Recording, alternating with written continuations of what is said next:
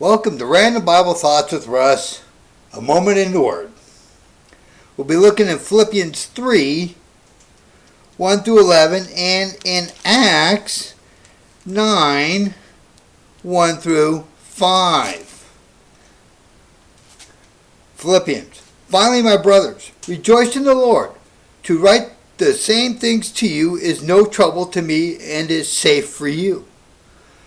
Look out for the dogs. Look out for the evildoers. Look out for those who manipulate the flesh. For we are the circumcision who worship by the Spirit of God, the glory in Christ Jesus, and put no confidence in the flesh. No confidence in the flesh.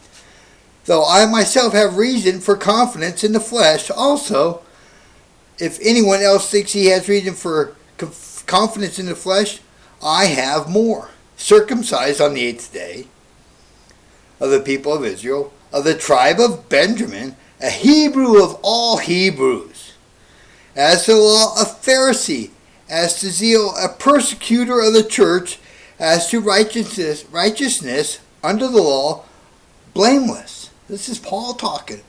Well, he's really just, look at me. This is who I am.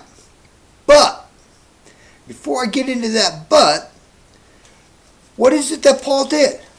Why is he a Hebrew of all Hebrews, a Pharisee, and all that stuff? This is under the conversion of Paul in Acts 9.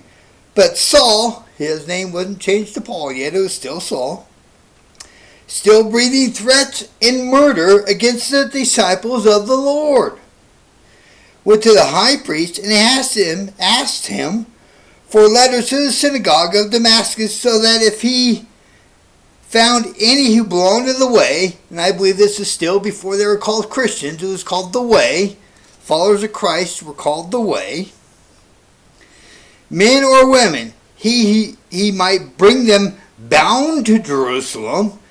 Now as he went on his way, he approached Damascus, and suddenly a light from heaven shone around him, and falling to the ground he heard a voice saying, Saul, Saul, why are you persecuting me? And he said, who are you, Lord? And he said, I am Jesus, the one who you are persecuting. By persecuting the church, by persecuting the way, he was persecuting Christ. He was persecuting Christ. And you might say, using the King James, he got knocked off his ass.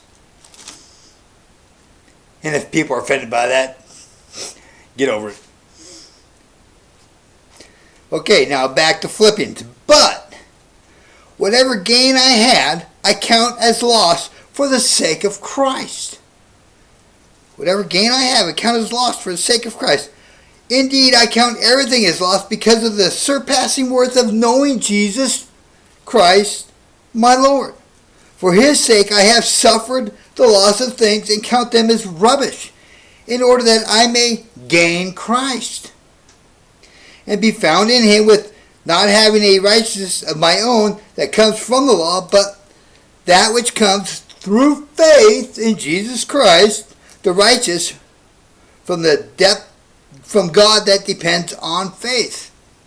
Righteousness in Jesus Christ from God that depends on faith, that I may know him and the power of his resurrection, and may have share in his suffering, become like him in his death, that by any means possible I may attain the resurrection of the dead.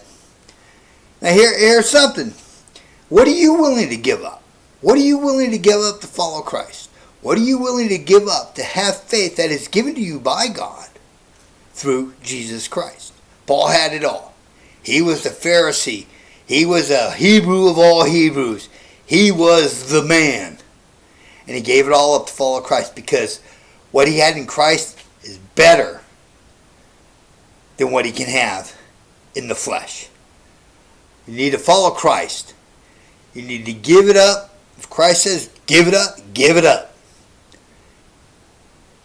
There are things that we don't get to do in the flesh because we're followers of Christ. But you know what? The end game, being home with the Lord forever, life forever, the righteousness of Christ given to us by God because of what his Son has done for us. So remember, no matter what goes on in this world, in the flesh, it's nothing compared to eternity with Christ. May God bless. That's the moment in the Word.